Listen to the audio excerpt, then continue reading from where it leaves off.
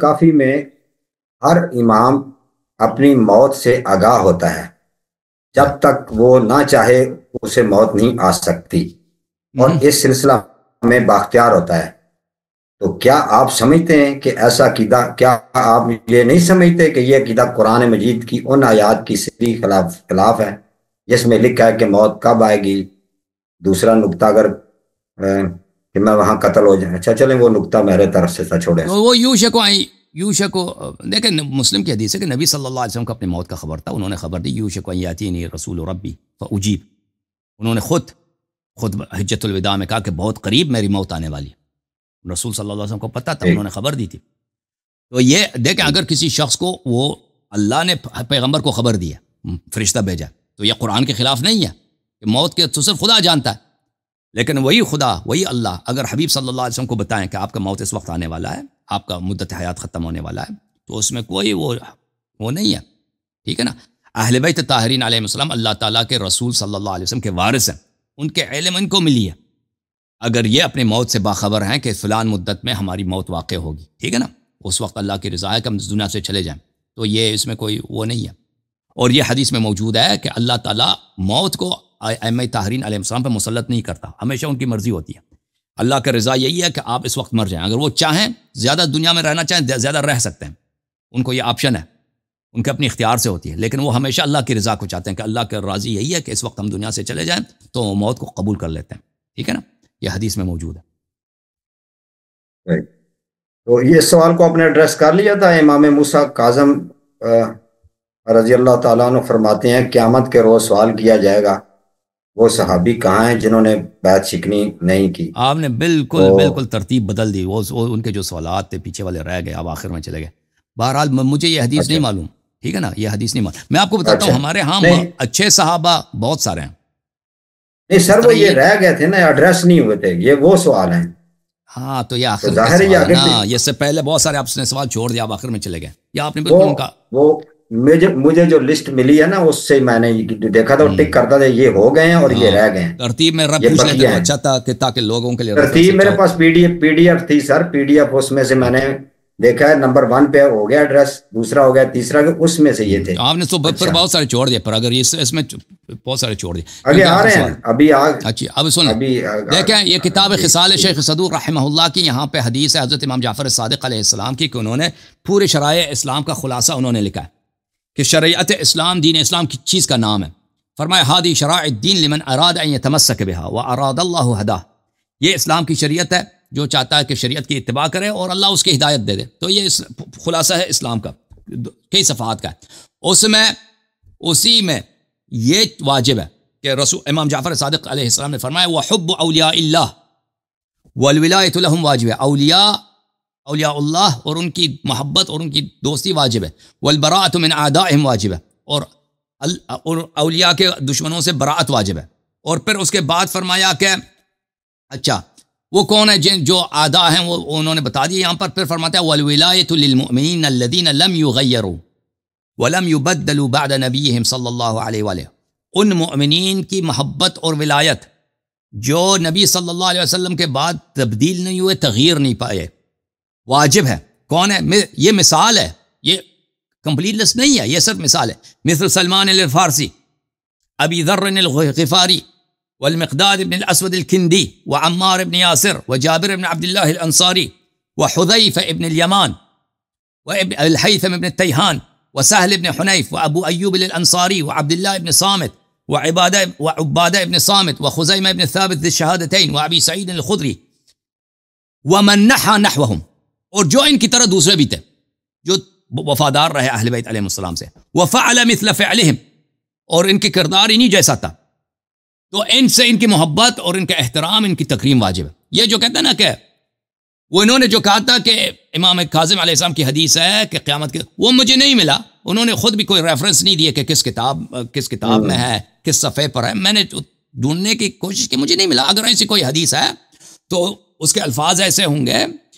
کہ اس میں وہ دیکھنا پڑے گا۔ ہمارے پاس اس طرح نہیں ہے کہ سب صحابہ میں صرف 2-3 ہی تھے جو وہ چینج نہیں ہو، اس طرح کوئی بات نہیں ہے۔ حضرت امام رضا علیہ السلام کی بھی حدیث ہے، میں وہ بھی آپ کو دکھا دوں۔ یہاں پر عیون اخبار الرضا ہے شیخ صدوق رحمہ اللہ کی، یہاں پر میں اللہ آپ کا بھلا کرے، صفحہ نمبر 121 میں یہاں پر مامون نے ایک دفعہ، مامون اور جو عباسی تھا، رشید کا بیٹا، ہارون کا بیٹا، اس نے ایک دفعہ خواہش کا اظہار کیا کہ یا امام رضا آپ ایک ایسی کتاب لکھ دیں، خلاصہ اسلام کا خلاصہ اس میں لکھ دیں، اسلام کا خلاصہ لکھ دیں۔ تو امام رضا علیہ السلام نے ان کے لیے بادشاہ کے وقت کے لیے اسلام کا ایک خلاصہ تحریر فرمایا تھا۔ اس میں یہ کئی صفحات پر ہے، بہت سارے صفحات کے بعد یا اس کا آغاز ہوتا ہے صفحہ نمبر 121 میں، صفحہ نمبر 126 میں یہ شروع ہوتا ہے کہ کن لوگوں کی ولایت واجب ہے، محبت کن کی واجب، والولایہ لامیر المؤمنین، محبت امیر المؤمنین علیہ السلام کی، والذین مضوا علی منہاج نبیہم، اور وہ لوگ جو نبی صلی اللہ علیہ وسلم کے منہج پر دنیا سے گئے، ولم یغیروا ولم یبدلوا، اور تغییر نہیں کیا، بدل نہیں کیا، مثل سلمان، ابی ذر، مقداد، عمار، حذیفہ، ابی الحیثم ابن تیہان، سہل ابن حنیف، عباد ابن صامت، ابو ایوب الانصاری، خزیمہ ابن ثابت ذی الشہادتین، ابی سعید الخدری وامثالہم، اور ان جیسے دوسرے جو صحابت ہیں، ان کی محبت و ان کی تکریم واجب ہے، ٹھیک ہے نا، یہ ہمارے ہاں۔ اور اس کے علاوہ اگر آپ ایک اور بھی کتاب ہے مروج الذہب مسعودی کی، یہاں پر جنگ جمل کے متعلق جب وہ ایک سین بتاتے ہیں کہ کتنے صحابت تھے جو امیر المؤمنین علیہ السلام کے ساتھ تھے۔ جزء ثانی یہاں پر صفحہ نمبر ہے، میں آپ کو دکھا دیتا ہوں، قدوم علی علیہ السلام البصرہ، صفحہ نمبر 280 میں۔ تو یہاں پر وہ بہت ہی اعلیٰ خاکہ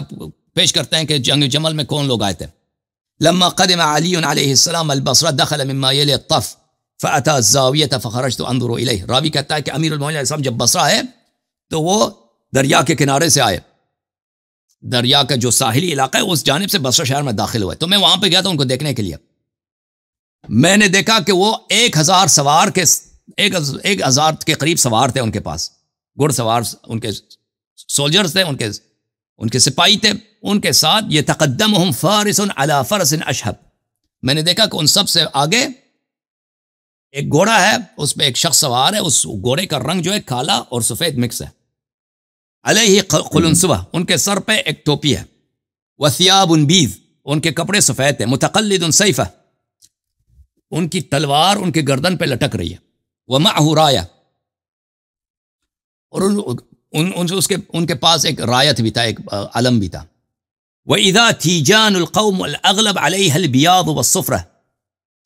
اس کے اکثر سپاہی جو تھے ان کے کپڑے زرد یا سفید تھے، مدججین فی الحدید والسلاح، وہ سب زرہ، لوہے کا جو زرہ ہوتا ہے، اور ان کے جو سلاح ہوتے ہیں نیزے اور وغیرہ جو اس زمانے میں لوہے کے سلاح ہوتے ہیں، وہ ان کے ہاتھ میں تھے۔ فقلت من هذا، میں نے کہا یہ کون ہے؟ قال هذا ابو ایوب الانصاری صاحب رسول اللہ صلی اللہ علیہ وهؤلاء الانصار، تو کہا گیا کہ یہ ابو ایوب انصاری ہیں، یہ انصار کے لشکر کے سربراہ، 1000 انصاری کے ساتھ آئے تھے، امیر وہ مدینہ سے آئے تھے بصرہ عائشہ کی جنگ میں۔ اچھا، ثم تلاہم فارس آخر،